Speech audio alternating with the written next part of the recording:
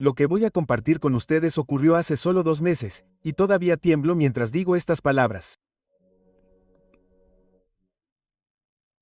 Mi nombre es David Cohen, y hasta el 18 de junio de 2025, llevaba lo que la mayoría consideraría una vida tranquila y predecible como un contable judío de 58 años en Queens, Nueva York.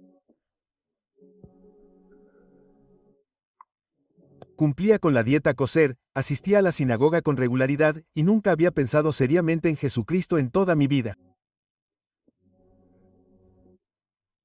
Pero esa tarde de verano, todo lo que creía saber sobre la eternidad se hizo añicos de una manera que desafía cualquier explicación racional que haya encontrado. Antes de continuar, escriban listo en los comentarios ahora mismo, porque lo que estoy a punto de revelar pondrá en tela de juicio todo lo que creen saber sobre la salvación, el perdón y el estrecho camino al cielo. La tarde del 18 de junio comenzó como tantas otras. La humedad de Nueva York era sofocante, y recuerdo sentirme inusualmente cansado mientras caminaba a casa desde mi oficina en Northern Boulevard.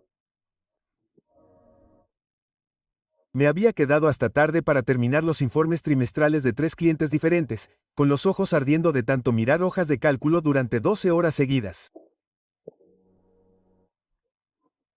Las aceras estaban llenas de gente que se apresuraba para el tren, niños jugando delante de los edificios de apartamentos, la habitual sinfonía de la vida urbana que se había convertido en la banda sonora de mi existencia.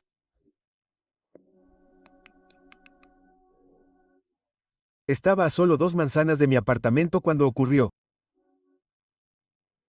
El dolor en el pecho me golpeó como un mazo, irradiando por mi brazo izquierdo con una intensidad que me hizo caer de rodillas sobre el cemento. El mundo empezó a girar violentamente y podía oír los latidos de mi propio corazón retumbando en mis oídos como un tambor de guerra. La gente gritaba. Alguien llamaba al 911, pero sus voces parecían venir de debajo del agua. Mientras yacía allí en el pavimento caliente, jadeando por un aire que no llegaba, sentí algo que nunca había experimentado en todos mis años de fiel observancia judía.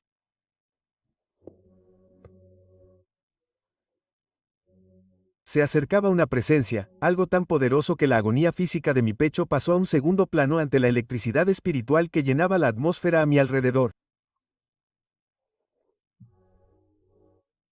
Entonces todo se volvió negro, pero la oscuridad no duró. Me encontré de pie en un lugar que existía más allá de los límites de la descripción humana. No era luz ni sombra, sino algo que trascendía ambos conceptos por completo. El suelo bajo mis pies se sentía sólido, pero parecía latir con vida misma. Y el aire, si se le puede llamar así, tenía un peso de eternidad que hacía que cada respiración se sintiera sagrada. Fue entonces cuando lo vi. Jesucristo caminaba hacia mí. Y nada, absolutamente nada, me había preparado para este encuentro. No se parecía a la figura pálida y gentil de las pinturas cristianas que había visto a lo largo de mi vida. Su rostro era claramente de Oriente Medio.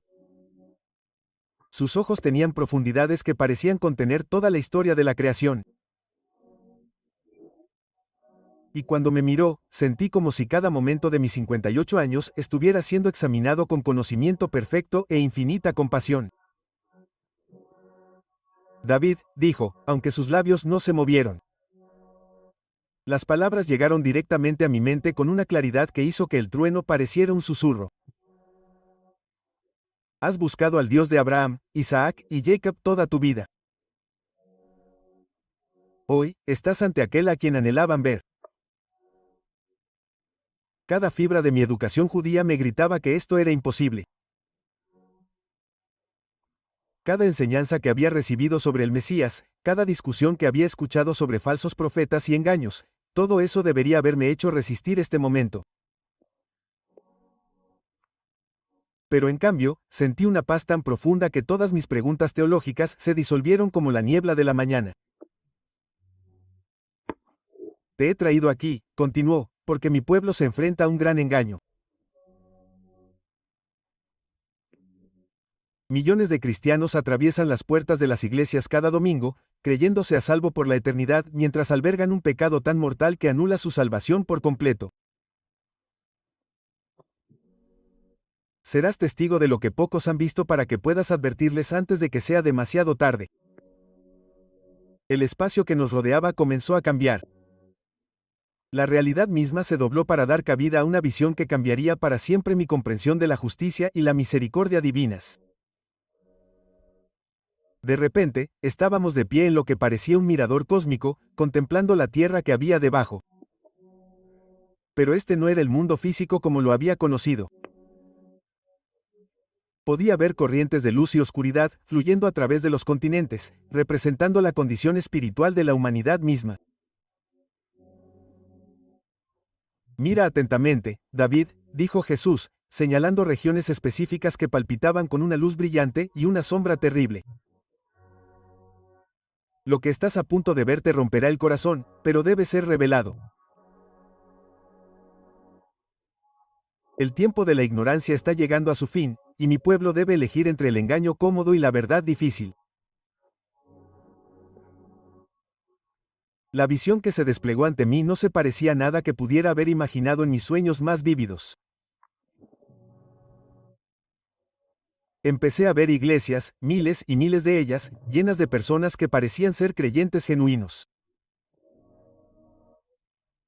Cantaban canciones de adoración con las manos levantadas, impartían clases de escuela dominical, servían en comedores populares, publicaban versículos de las Escrituras en las redes sociales y participaban en todas las formas de actividad cristiana imaginables.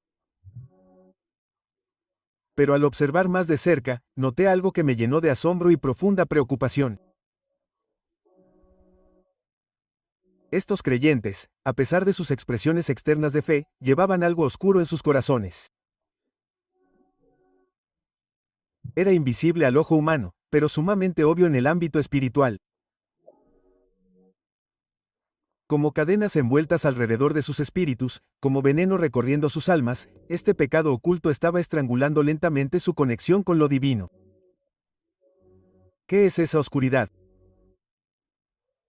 Le pregunté a Jesús, señalando la contaminación espiritual que veía extenderse por congregación tras congregación.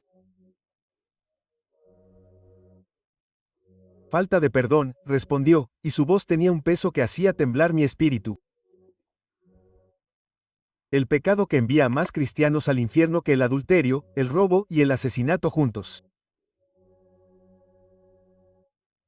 El veneno que destruye más almas que la adicción, la codicia y el orgullo.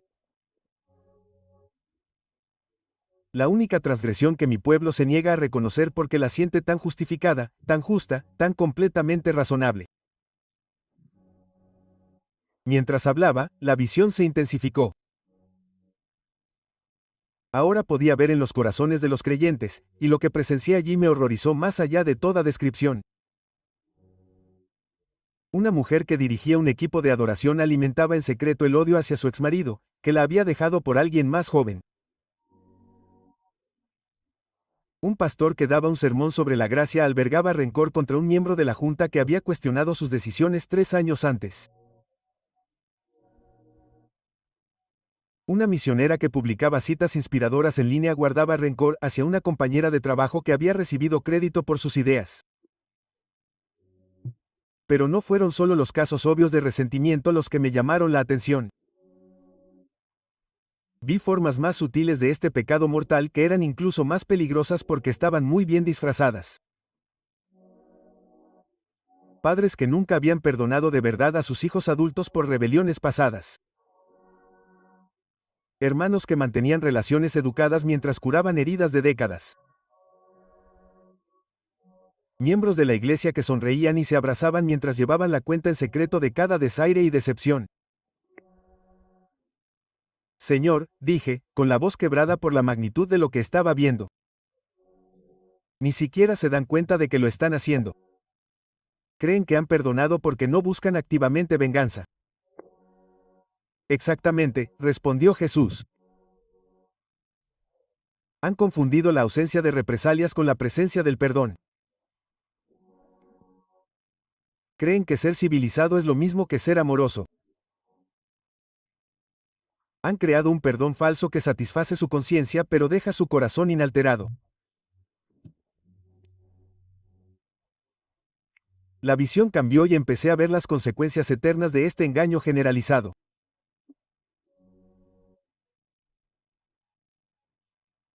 Creyentes que habían pasado décadas asistiendo fielmente a la iglesia, que se habían atado regularmente y servido en ministerios, que habían criado a sus hijos en la fe y mantenido una reputación de personas piadosas, estaban descubriendo en el momento de la muerte que su falta de perdón los había descalificado del cielo.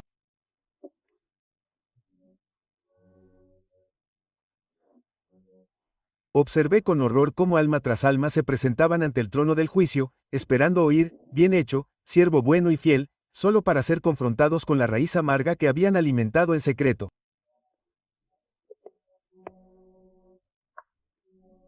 Sus buenas obras, sus actividades religiosas, sus años de servicio fiel, nada de eso podía compensar su negativa a liberar a otros de las deudas que sentían que se debían. Esto no puede ser real, susurré, aunque incluso mientras pronunciaba las palabras, sabía que estaba presenciando la verdad absoluta. Seguramente tu gracia cubre este pecado como todos los demás. Jesús se volvió hacia mí con ojos que contenían tanto amor infinito como justicia inquebrantable.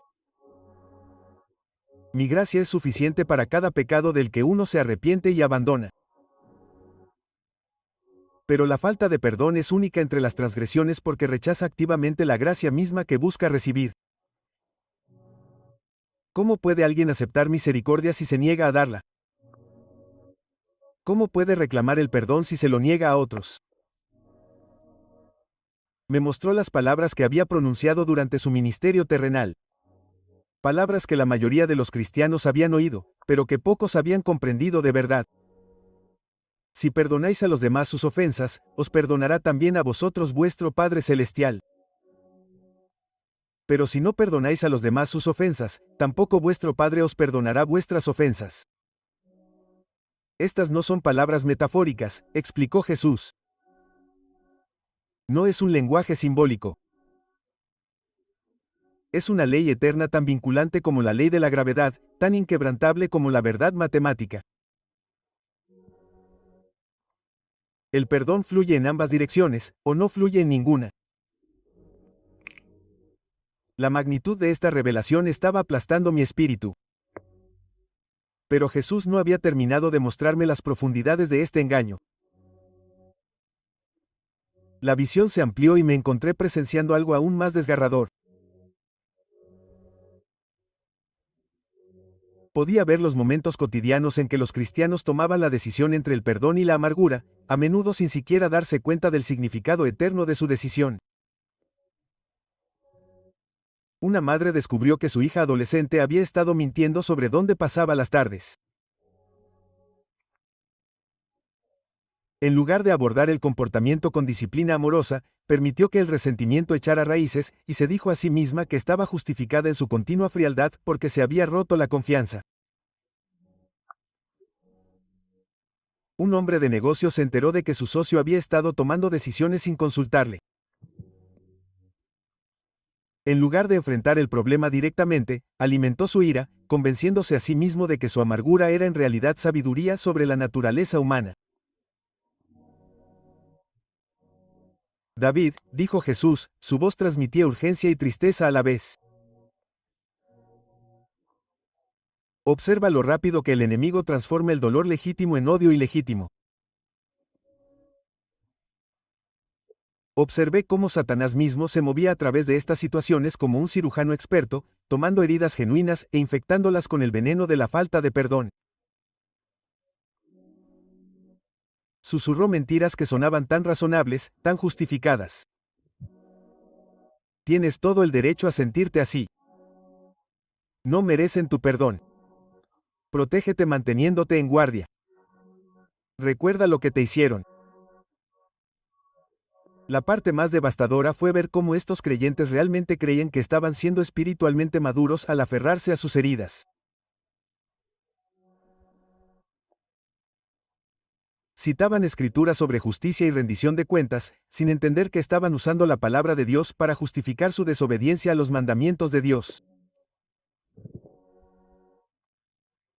Formaban grupos de oración para hablar de sus quejas, llamándolo intercesión cuando en realidad eran chismes santificados por el lenguaje religioso. Señor, dije, mi corazón se desgarraba al ver cómo se desarrollaba esta carnicería espiritual. ¿Cómo es que no ven lo que se están haciendo a sí mismos? Porque, respondió Jesús, la falta de perdón es el más engañoso de todos los pecados. Se disfraza de rectitud. Se siente como justicia. Se presenta como sabiduría y autoprotección. La persona que alberga falta de perdón cree genuinamente que está tomando una posición moral superior. La visión cambió de nuevo y ahora estaba viendo el paisaje interno de los corazones de estos creyentes. Lo que presencié allí fue horrible más allá de toda descripción. Sus corazones, que deberían haber sido templos del Espíritu Santo, se habían convertido en museos de quejas. Cada desaire, cada decepción, cada traición se conservaban cuidadosamente y se revisaban periódicamente. Se habían convertido en guardianes de su propio dolor, llevando registros detallados de quién les había hecho daño y cómo. Vi a una mujer que había asistido a la iglesia durante 23 años y que prestaba servicio fiel en la guardería todos los domingos por la mañana. Pero en su corazón había un altar cuidadosamente conservado del daño que su hermana le había causado 15 años antes. Repetía la ofensa con regularidad, añadiendo nuevos detalles con cada recuerdo, puliendo su resentimiento hasta que brilló como una joya preciosa. Fui testigo de un hombre que había impartido clases en la escuela dominical durante más de una década, querido por sus alumnos y respetado por sus compañeros. Sin embargo, en su corazón había una raíz amarga de falta de perdón hacia su padre, que había sido crítico y distante durante su infancia.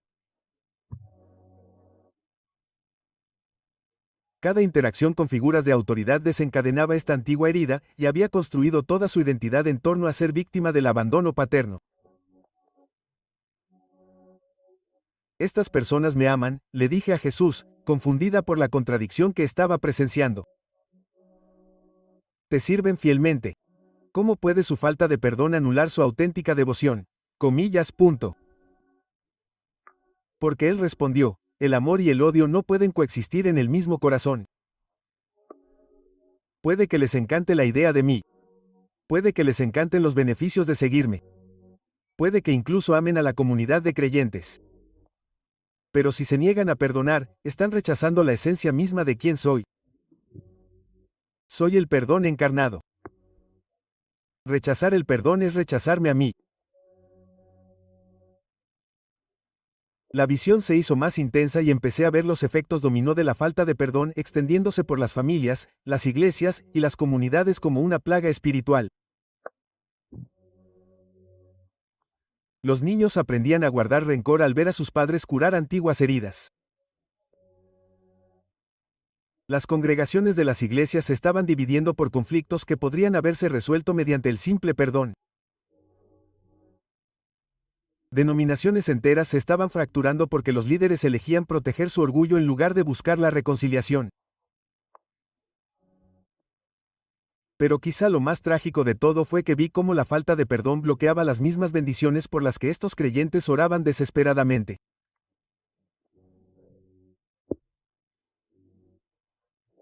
Pasaban horas intercediendo por sanación, avance y restauración, sin darse cuenta de que sus propios corazones implacables estaban creando barreras que impedían que el poder de Dios fluyera libremente en sus vidas.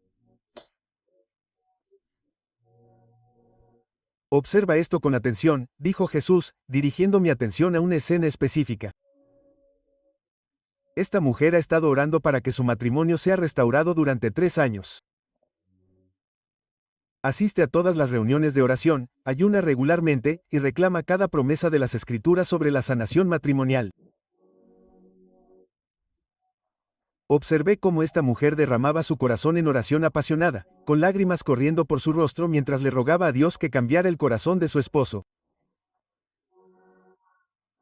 Pero incluso mientras oraba, pude ver la falta de perdón que guardaba hacia él como un muro de hielo alrededor de su espíritu. Nunca lo había liberado realmente de las deudas que sentía que él tenía con ella por años de abandono y distancia emocional. Sus oraciones rebotan en el techo, explicó Jesús con tristeza. Porque me está pidiendo que le dé algo que ella se niega a darle a su esposo. Quiere misericordia, pero no la mostrará. Busca el perdón, pero no lo concederá. La revelación que siguió fue quizás la más impactante de todas. Jesús me mostró que la falta de perdón no solo impedía que los creyentes entraran al cielo de forma individual. En realidad, estaba empoderando a las fuerzas de la oscuridad para que trabajaran contra el reino de Dios en la tierra. Cada cristiano que no perdona se convirtió en un aliado involuntario de Satanás. Sus corazones amargados proporcionaron un terreno legal para que el enemigo operara en sus familias, iglesias y comunidades. Es por eso que el enemigo trabaja tan duro para promover la falta de perdón entre mi pueblo. Jesús reveló. Él sabe que un creyente amargado puede contaminar a toda una congregación. Un líder que no perdona puede descarrilar un ministerio que podría haber llegado a miles. Un familiar resentido puede maldecir a generaciones. Observé con horror cómo los demonios se movían libremente por las iglesias donde había falta de perdón, sembrando discordia, promoviendo la división y bloqueando el flujo del Espíritu de Dios. Eran como parásitos espirituales, alimentándose de las emociones negativas y utilizándolas para propagar más oscuridad. Los creyentes no podían ver estas influencias demoníacas porque su propia falta de perdón había cegado sus ojos espirituales.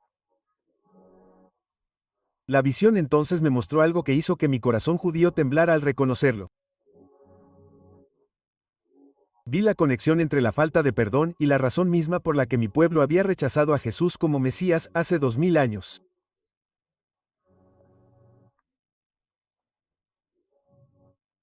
Los líderes religiosos de esa época habían estado tan consumidos por proteger sus posiciones, tan decididos a mantener sus quejas contra Roma y contra cualquiera que desafiara su autoridad, que no pudieron reconocer al príncipe de paz cuando se presentó ante ellos.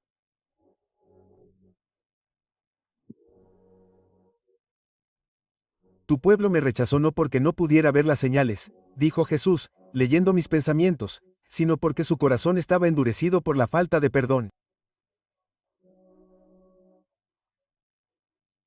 Estaban tan concentrados en su ira justificada contra sus opresores que no podían recibir la liberación que decían desear.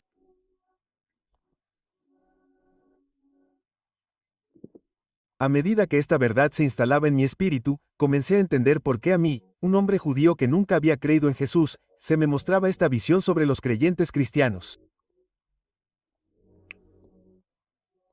La misma ceguera espiritual que había afligido a mis antepasados ahora estaba afectando a quienes decían seguir al Mesías.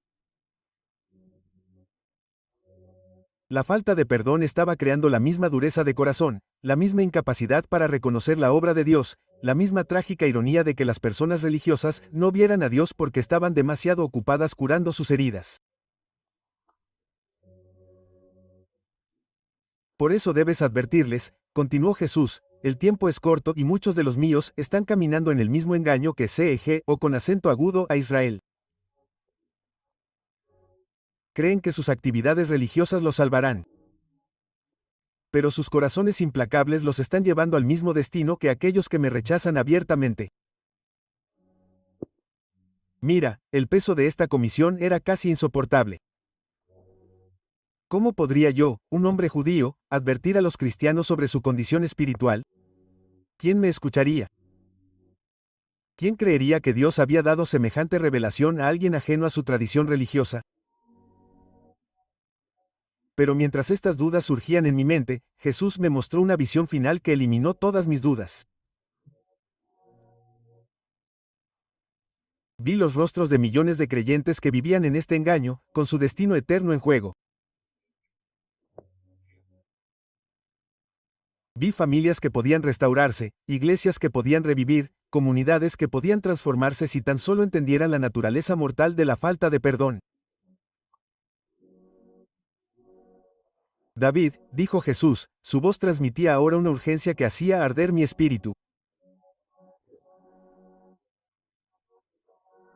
Cada hora que pasa, miles de mi pueblo están cruzando del tiempo a la eternidad con falta de perdón en sus corazones. Cada día, almas que creían estar salvadas descubren que estaban perdidas. Cada semana, creyentes que me sirvieron fielmente escuchan palabras que nunca esperaron. Apártate de mí, nunca te conocí. La visión estaba llegando a su clímax y podía sentir que me estaba preparando para algo que cambiaría no solo mi vida, sino potencialmente las vidas de muchas otras personas.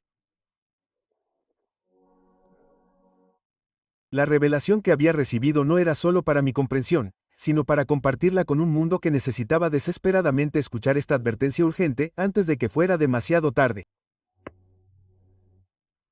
La intensidad de esta visión final superó todo lo que había experimentado antes. Jesús levantó su mano y de repente dejé de observar desde la distancia. Estaba de pie en medio de estos creyentes implacables, sintiendo el peso espiritual de su amargura oculta como una fuerza aplastante contra mi pecho. Siente lo que siento, dijo Jesús. E inmediatamente me sentí abrumado por un dolor tan profundo que casi destrozó mi conciencia. Esto no era solo tristeza. Era el desamor del amor perfecto al ver a sus amados hijos destruirse a sí mismos mediante una ceguera voluntaria. Sentí la agonía de un padre que ve a sus hijos elegir el veneno en lugar de la medicina, la oscuridad en lugar de la luz, la muerte en lugar de la vida. Vi a un pastor llamado Michael que había estado predicando durante 27 años. Sus sermones eran poderosos, su congregación crecía y los visitantes a menudo comentaban sobre la unción que parecía reposar sobre su ministerio. Pero en su corazón albergaba un resentimiento cuidadosamente guardado hacia su predecesor, que había abandonado la iglesia en circunstancias difíciles 15 años antes. Michael nunca había enfrentado esta amargura, diciéndose a sí mismo que estaba siendo sabio al mantener su distancia de la situación. Mira, dijo Jesús mientras la escena se desarrollaba ante mí. Fui testigo de los últimos momentos de Michael en la tierra, un ataque al corazón en su estudio mientras preparaba el sermón del domingo sobre la asombrosa gracia de Dios. Cuando su espíritu abandonó su cuerpo, vi su absoluta conmoción cuando se presentó ante el trono del juicio. El hombre que había predicado la salvación a miles descubrió que su propia salvación se había perdido por el rencor que había alimentado en secreto. Señor, clamó Michael en la visión, te serví fielmente durante décadas. Guié a cientos a la salvación. Entregué mi vida a tu obra. Pero Jesús con lágrimas en los ojos respondió, me honraste con tus labios, pero tu corazón estaba lejos de mí. Predicaste sobre mi gracia mientras te negabas a extenderla. Hablaste de mi perdón mientras retenías el tuyo. Comillas. La parte más devastadora fue ver cómo la falta de perdón de Michael había infectado todo su ministerio. Aunque su prédica era bíblicamente sólida y emocionalmente poderosa, la raíz de amargura en su corazón había impedido que el Espíritu Santo se moviera libremente a través de su congregación. La gente había sido tocada por sus mensajes, pero no transformada verdaderamente porque el poder espiritual no puede fluir a través de recipientes que no perdonan. Jesús entonces me mostró otra escena que hizo llorar mi espíritu. Una mujer llamada Sara había estado dirigiendo la adoración en su iglesia durante más de una década. Su voz era hermosa, su corazón parecía puro y la gente a menudo hablaba de lo profundamente conmovidos que se sentían durante su ministerio musical. Pero oculto bajo su liderazgo en la adoración había un odio cuidadosamente oculto hacia su madre, quien había abandonado a la familia cuando Sara tenía 12 años. La perdoné hace años. Sara le contaba a cualquiera que le preguntaba sobre su relación. Incluso enviaba tarjetas de Navidad y felicitaciones de cumpleaños, manteniendo la apariencia de reconciliación. Pero en lo más profundo de su corazón, nunca había liberado a su madre de la deuda de abandono. Se había convencido a sí misma de que mantener la distancia era sabiduría, que protegerse emocionalmente era madurez. Observé cómo la vida de Sara terminó de repente en un accidente automovilístico y fue testigo de su confusión al encontrarse separada de la presencia de Dios. Pero yo te adoré en espíritu y en verdad, suplicó. Guié a otros a tu presencia cada domingo. Jesús respondió con infinita tristeza. Cantaste canciones de amor mientras albergabas odio. Levantaste manos de alabanza mientras apretabas puños de resentimiento.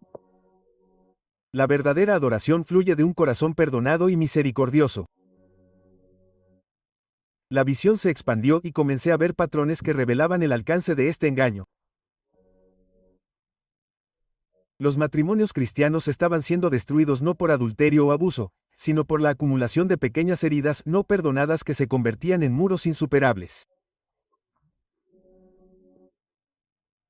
Los padres estaban perdiendo a sus hijos no por rebelión o adicción, sino por el resentimiento que se había acumulado durante años de fracasos y decepciones percibidos. Fui testigo de una escena que conmovió particularmente mi corazón judío.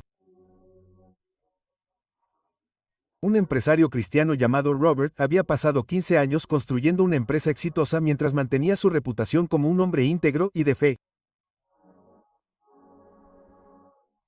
Sirvió en la junta directiva de su iglesia, apoyó financieramente a varios ministerios y era respetado en toda su comunidad como un líder piadoso. Pero Robert guardaba un profundo rencor hacia su socio comercial, que lo había engañado al principio de su carrera. Aunque nunca había buscado venganza legal ni hablado públicamente sobre la traición, nunca había perdonado de verdad al hombre.